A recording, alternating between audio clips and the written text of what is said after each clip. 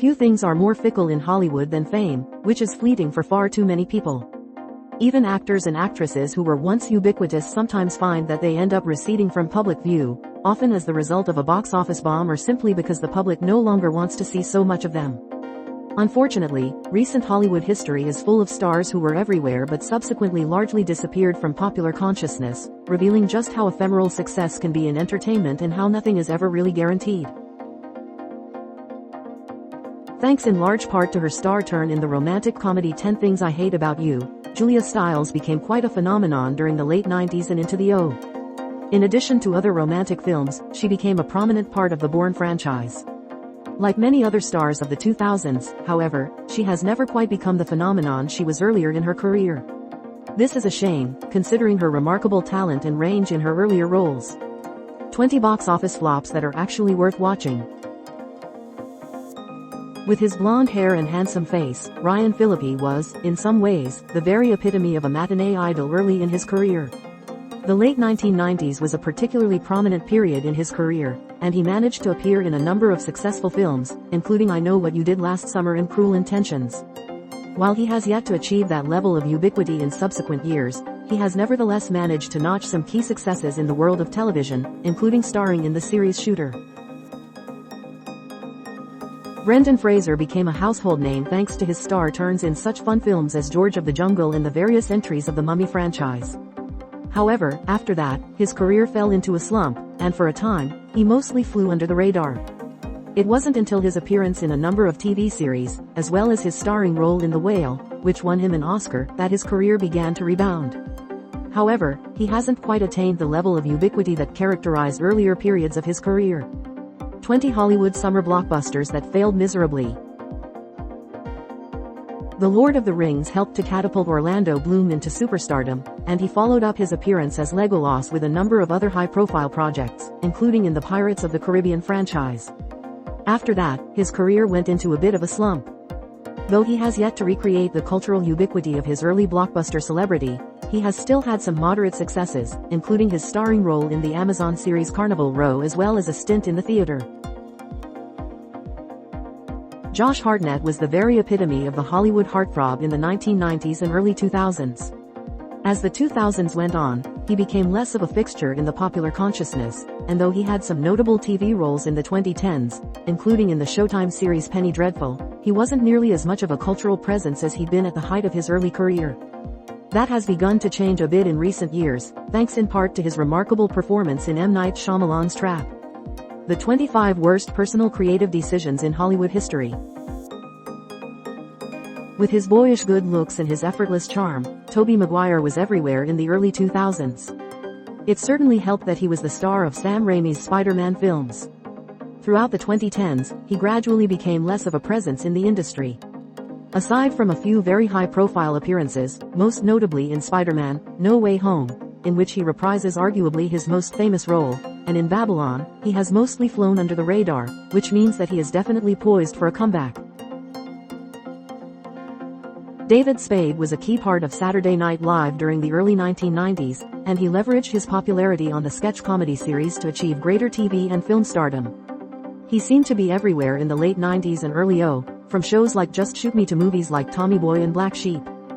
He also notably voiced Emperor Kuzco in The Emperor's New Groove. He's been much less visible in the 2010s and 2020s, though he has managed to accrue a number of guest spots on various TV series. TV character deaths that we won't forget anytime soon. In addition to being the son of noted actor Martin Sheen, Emilio Estevez was part of the Brat Pack in the 1980s. As a result, he was everywhere, particularly in the teen films that were such a key part of 1980s culture. However, he gradually shifted into doing more directing, and he has appeared in fewer productions. Estevez has, however, made a few highly publicized TV appearances, including in the TV adaptation of Mighty Ducks that ran on Disney Plus in the early 2020s. With his uniquely energetic and embodied form of comedy, Jim Carrey was one of Hollywood's darlings in the 1990s. He appeared in a number of hit comedies and even a few action films before moving into more serious fare in the 2000s. However, in the 2010s, he seemed to largely disappear from the limelight, and he certainly wasn't as prominent as he had been at earlier points in his career. However, he would become a more prominent presence thanks to his appearance as Dr. Robotnik in the live-action Sonic films. The most underappreciated bands of all time. Like many other stars of Saturday Night Live in the late 80s and early 90s, Dana Carvey attained a certain level of ubiquity in popular culture. In addition to his work on SNL, he was famous for appearing in the hugely successful film Wayne's World. Starting in the late 1990s, however, he experienced a bit of a career downturn, and few of his films actually managed to become hits in their own right. In recent years, most of his notable work has consisted of voice acting for various animated productions. Thanks to his appearances in a number of unusual but popular comedies, including Napoleon Dynamite and Blades of Glory, Jon Heder was a bit of a household name, establishing himself as a unique comedic voice and on-screen presence. Most of his most notable hits were released in the 2000s and into the early 2010s. While he has continued to act and appear in various films and television series, he has yet to regain the name recognition and the cultural ubiquity that he had in the earlier stages of his career. 20 actors who became completely unrecognizable in roles.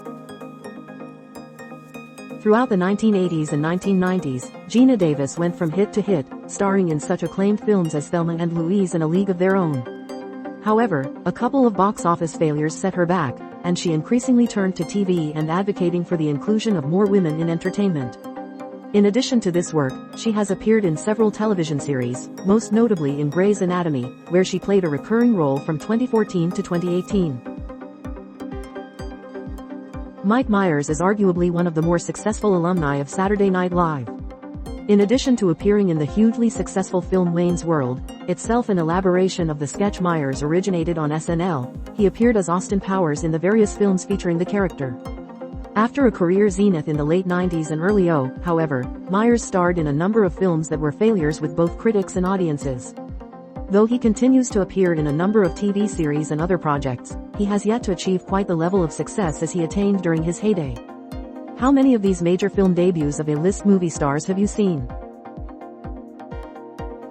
Like so many other stars of the late 90s, Ashton Kutcher first came to national attention thanks to his role in the hit sitcom That 70s Show. Throughout the 2000s, he appeared in a number of comedy films, most of which were at least somewhat successful. Though he has appeared in a number of series and other projects in recent years, none of them have achieved quite the level of prominence and cultural ubiquity as his earlier work from the 2000s and 2010s. Winona Ryder burst into the popular consciousness thanks largely to her role in Tim Burton's Beetlejuice, but she followed that up with several other successful roles. She proved remarkably versatile, appearing in everything from Bram Stoker's Dracula to The Age of Innocence. After her arrest for shoplifting, however, her career took a bit of a hit, and she receded somewhat from public view, though she was almost always appearing in some project. Starting in the mid-2010s, however, she once again returned to prominence, thanks in no small part to her starring role in the Netflix series Stranger Things. The 20 Greatest TV Weddings.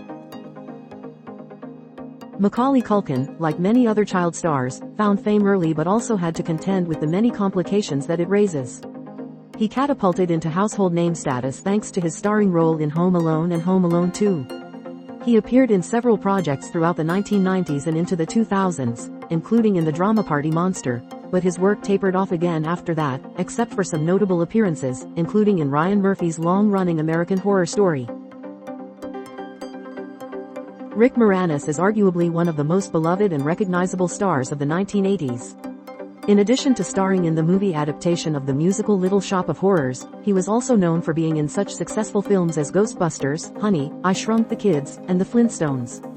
Starting in the late 1990s, however, he gradually became less and less prominent, primarily because of family commitments. He has subsequently only made a few select television and film projects. 20 Times actors cleverly referenced one of their more famous roles in another film. Jonathan Taylor Thomas was the very definition of a teen heartthrob for much of the latter part of the 1990s, thanks in no small part to his starring role on the popular sitcom Home Improvement. He was also famous for providing the voice of the young Simba in The Lion King. In the late 1990s, however, he began to appear in fewer and fewer projects, largely foregoing the entertainment business to focus on academics. He did return to some TV in the mid-2010s, and he has become more active behind the camera.